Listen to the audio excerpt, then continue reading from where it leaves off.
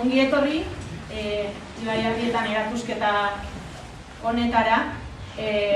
Soinurbilen sartu deu, aurtengo soinurbi 21. da Zumartentzako, eta aurten Zumartek 40 urte betetzen ditu. Sartu beha, oain arte inoiz ez ginen sartu putzu batzutan, eta musika ikusteko eta interpretatzeko beste modu batzutan.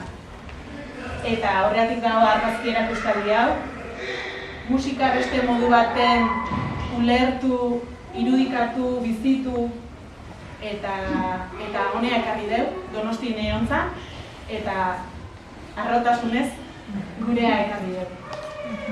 Bueno, Arrietataz esango izet, Ibai Arrietan ez dunak ezagutzen. Nik gauza gutxi esango ditut, profesionala, harrotasuna behangatik, noaino iritsi da. Baina, bueno, ezin ahaztu, Zumarten elkarrekin, zenbat urte. Abesbatzako azkeneko hiera hortako asko hemen gaude.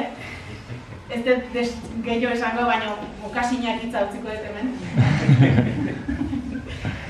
Zeharro, han egon ginen talde hartaz, eta zeharro hemen berriz elkartziaz, musikaren inguruan, haietako asko eta asko hemen ikusten ditutenak. Bide hasieratik Arrietak erakusketa hona ekartzeko bidea asko errestu digu. Esan dizuten bezala ez da toki bat gu errex ibiltzen geana, baina behakin oso erresa izan da.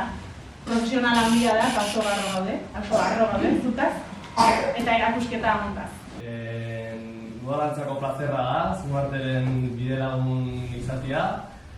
Eta horrein jartzen duen azilea ezinbestekoa da, beraz eskerrik asko horrein egatik zuen guztiagatik. Eta 40 urte eta luzaroan ere jarraitzen dugu, elkarlanean. Eta bakutzak hori Ibai hemen izatea bikaina dela, herriko sortzaile bat, herriko plaza bat hartzen.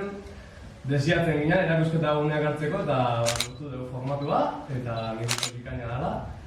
Eta zurire eskerrak sortzaile bezala, sorkuntza zure ilusio den nagusia eskaintze horretatik. Eta argazken munduan esan dezen bezala zurire musika mundu ere Ibai izautu dut. Bale poken erakusketa bat edo ingo da betorkizunen batean. Baina eskerrik asko Ibai. Eta gorka hemen izatea gutzak horiek izan oparia dela, eta plazerra, badakigu zuteiko aretua kutxuna dula, hemen ikusi izan dugu, gehiagotan. Eta eskerrak zurira, txikitasun honi eta ekitaldia hori hain besteko onditasuna bategatik, eta eskerrik asko.